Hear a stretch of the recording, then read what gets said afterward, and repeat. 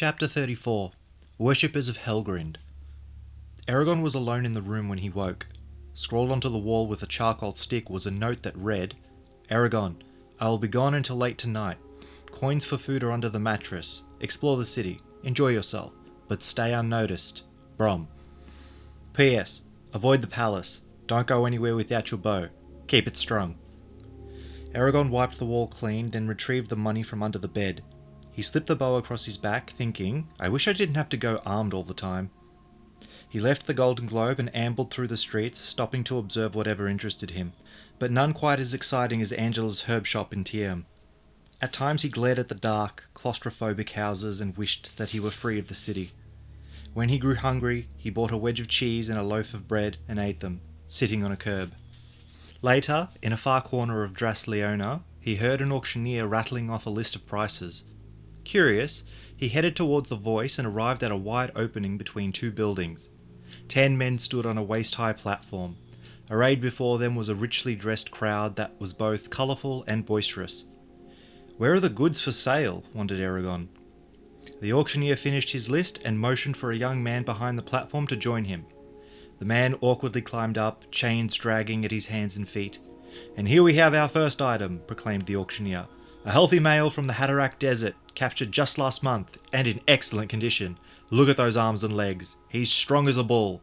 He'd be perfect as a shield bearer, or, if you don't trust him for that, hard labour. But let me tell you, lords and ladies, that would be a waste. He's bright as a nail, if you can get him to talk a civilised tongue. The crowd laughed, and Eragon ground his teeth with fury. His lips started to form a word that would free the slave, and his arm, newly liberated from the splint, rose. The mark on his palm shimmered. He was about to release the magic when it struck him. He'd never get away. The slave would be caught before he reached the city walls. Eragon would only make the situation worse if he tried to help. He lowered his arm and quietly cursed. Think. This is how you got into trouble with the Urgles. He watched helplessly as the slave was sold to a tall, hawk-nosed man. The next slave was a tiny girl, no more than 6 years old, wrenched from the arms of her crying mother. As the auctioneer started the bidding, Eragon forced himself to walk away, rigid with fury and outrage. It was several blocks before the weeping was inaudible. I'd like to see a thief try to cut my purse right now, he thought grimly, almost wishing it would happen. Frustrated, he punched a nearby wall, bruising his knuckles. That's the sort of thing I could stop by fighting the Empire, he realised. With Saphira by my side, I could free those slaves. I've been graced with special powers. It would be selfish of me not to use them for the benefit of others. If I don't, I might as well not be a rider at all. It was a while before he took stock of his bearings and was surprised to find himself before the cathedral. Its twisted spires were covered with statues and scrollwork. Snarling gargoyles crouched along the eaves. Fantastic beasts writhed on the walls, and heroes and kings marched along their bottom edges, frozen in cold marble. Ribbed arches and tall stained glass windows lined the cathedral's sides, along with columns of differing sizes. A lonely turret helmed the building like a mast. Recessed in shadow at the cathedral's front was an iron-bound door inlaid with a row of silver script that Eragon recognised as the ancient language. As best as he could tell, it read, May thee who enter here understand thine impermanence and forget thine attachments to that which is beloved. The entire building sent a shiver down Eragon's spine. There was something menacing about it, as if it were a predator crouched in the city waiting for its next victim. A broad row of steps led to the cathedral's entrance. Eragon solemnly ascended them and stopped before the door. I wonder if I can go in. Almost guiltily he pushed on the door. It swung open smoothly, gliding on oiled hinges. He stepped inside. The silence of a forgotten tomb filled the empty cathedral. The air was chill and dry. Bare walls extended to a vaulted ceiling that was so high Eragon felt no taller than an ant. Stained glass windows depicted scenes of anger, hate, and remorse pierced the walls, while spectral beams of light washed sections of the granite pews with transparent hues, leaving the rest in shadow. His hands were shaded a deep blue. Between the windows stood statues with rigid, pale eyes. He returned their stern gazes, then slowly trod up the centre row, afraid to break the quiet. His leather boots pattered noiselessly on the polished stone floor. The altar was a great slab of stone devoid of adornment. A solitary finger of light fell upon it, illuminating notes of golden dust floating in the air. Behind the altar, the pipes of a wind organ pierced the ceiling and opened themselves to the elements. The instrument would play its music only when a gale rocked Drasleona. Out of respect, Eragon knelt before the altar and bowed his head. He did not pray, but paid homage to the cathedral itself. The sorrows of the lives it had witnessed, as well as the unpleasantness of the elaborate pageantry that played out between its walls, emanated from the stones. It was a forbidding place, bare and cold. In that chilling touch, though, came a glimpse of eternity and perhaps the powers that lay there. Finally, Eragon inclined his head and rose. Calm and grave, he whispered words to himself in the ancient language, then turned to leave. He froze. His heart jumped, hammering like a drum. The Razak stood at the cathedral's entrance, watching him. Their swords were drawn, keen edges bloody in a crimson light. A sibilant hiss came from the smaller Razak. Neither of them moved. Rage welled up in Eragon. He had chased the Razak for so many weeks that the pain of their murderous deed had dulled within him, but his vengeance was at hand. His wrath exploded like a volcano, fueled even more by his pent-up fury at the slave's plight. A roar broke from his lips, echoing like a thunderstorm as he snatched his bow from his back. Deftly, he fit an arrow to the string and loosed it. 2 more followed an instant later. The Razak leapt away from the arrows with inhuman swiftness. They hissed as they ran up the aisle between the pews, cloaks flapping like raven wings. Eragon reached for another arrow, but caution stayed his hand. If they knew where to find me, Brom is in danger as well. I must warn him. Then, to Eragon's horror, a line of soldiers filed into the cathedral, and he glimpsed a field of uniforms jostling outside the doorway. Eragon gazed hungrily at the charging Razak, then swept around, searching for a means of escape. A vestibule to the left of the altar caught his attention. He bounded through the archway and dashed down a corridor that led to a priory with a belfry. The patter of the Razak's feet behind him made him quicken his pace until the hall abruptly ended with a closed door. He pounded against it, trying to break it open, but the wood was too strong. The Razak were nearly upon him. Frantic, he sucked in his breath and barked, "Gierda!" With a flash, the door splintered into pieces and fell to the floor. Eragon jumped into the small room and continued running. He sped through several chambers, startling a group of priests. Shouts and curses followed him. The priory bell tolled an alarm. Eragon dodged through a kitchen, past a pair of monks, then slipped through a side door.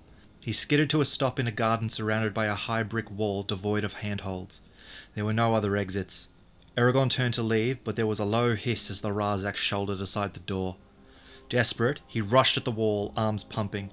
Magic could not help him here. If he used it to break through the wall, he would be too tired to run. He jumped. Even with his arms outstretched, only his fingertips cleared the edge of the wall. The rest of his body smashed against the bricks, driving out his breath. Eragon gasped and hung there, struggling not to fall. The Razak prowled into the garden, swinging their heads from side to side like wolfhounds sniffing for prey. Eragon sensed their approach and heaved with his arms. His shoulders shrieked with pain as he scrambled onto the wall and dropped to the other side. He stumbled, then regained his balance and darted down an alley just as the Razak leapt over the wall. Galvanized, Eragon put on another burst of speed. He ran for over a mile before he had to stop and catch his breath. Unsure if he had lost the Razak, he found a crowded marketplace and dived under a parked wagon. How did they find me? He wondered, panting. They shouldn't have known where I was. Unless something happened to Brom. He reached out with his mind to Saphira and said, "The Razak found me. We're all in danger. Check if Brom's all right. If he is, warn him and have him meet me at the inn. And be ready to fly here as fast as you can. We may need your help to escape." She was silent, then said curtly, "He'll meet you at the inn. Don't stop moving. You're in great danger." "Don't I know it," muttered Eragon as he rolled out from under the wagon. He hurried back to the Golden Globe, quickly packed their belongings, saddled the horses, then led them to the street.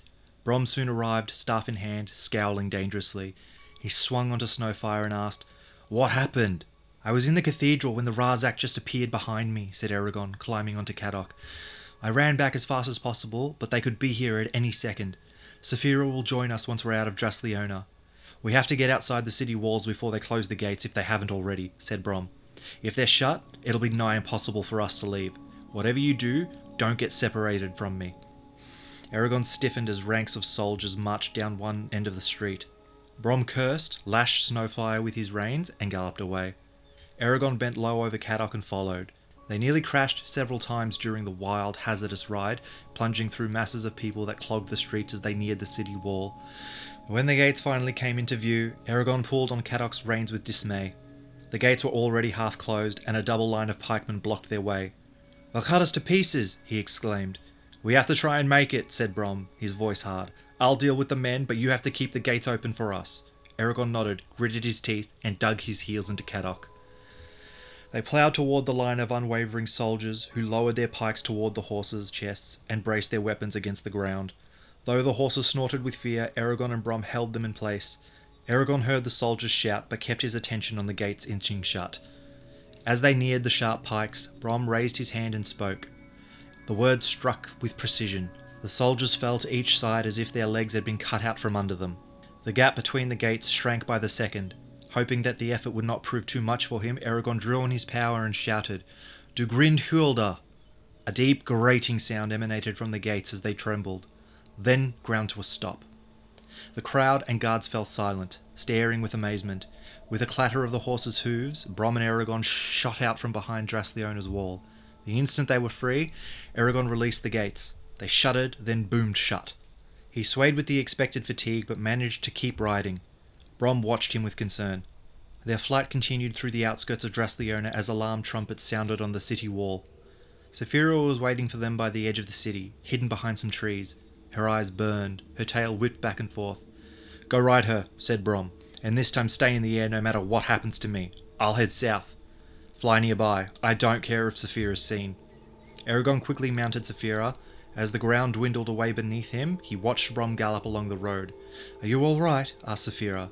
"Yes," said Eragon, "but only because we were very lucky." A puff of smoke blew from her nostrils. "All the time we spent searching for the Razak was useless." "I know," he said, letting his head sag against her scales. "If the Razak had been the only enemies back there, I would have stayed and fought, but with all the soldiers on their side, it was hardly a fair match. You understand that there will be talk of us now. This was hardly an unobtrusive escape. Evading the Empire will be harder than ever." There was an edge to her voice that he was unaccustomed to. "I know." They flew low and fast over the road. Leona Lake receded behind them. The land became dry and rocky and filled with tough, sharp bushes and tall cactuses. Clouds darkened the sky. Lightning flashed in the distance. As the wind began to howl, Saphira glided steeply down to Brom. He stopped the horses and asked, "What's wrong?" "The wind's too strong." "It's not that bad," objected Brom. "It is up there," said Eragon, pointing at the sky. Brom swore and handed him Cadoc's reins. They trotted away with Saphira following on foot, though on the ground she had difficulty keeping up with the horses. The gale grew stronger, flinging dirt through the air and twisting like a dervish. They wrapped scarves around their heads to protect their eyes. Brom's robe flapped in the wind while his beard whipped about as if it had a life of its own. Though it would make them miserable, Eragon hoped it would rain so their tracks would be obliterated. Soon, darkness forced them to stop. With only the stars to guide them, they left the road and made camp behind two boulders. It was too dangerous to light a fire, so they ate cold food while Saphira sheltered them from the wind. After the sparse dinner, Eragon asked bluntly, "How did they find us?" Brom started to light his pipe, but thought better of it and put it away. "One of the palace servants warned me there were spies among them. Somehow word of me and my questions must have reached Tabor, and through him, the Razak." "We can't go back to Drasleona, can we?" asked Eragon. Brom shook his head. "Not for a few years." Eragon held his head between his hands. "Then should we draw the Razak out? If we let Saphira be seen, they'll come running to wherever she is." "And when they do, there will be 50 soldiers with them," said Brom. "At any rate, this isn't the time to discuss it. Right now, we have to concentrate on staying alive. Tonight will be the most dangerous because the Razak will be hunting us in the dark, when they are strongest. We'll have to trade watches until morning." "Right," said Eragon, standing. He hesitated and squinted. His eyes had caught a flicker of movement, a small patch of colour that stood out from the surrounding nightscape. He stepped towards the edge of their camp, trying to see it better. "What is it?" asked Brom as he unrolled his blankets. Eragon stared into the darkness, then turned back. "I don't know. I thought I saw something. It must have been a bird." Pain erupted in the back of his head, and Saphira roared. Then Eragon toppled to the ground, unconscious.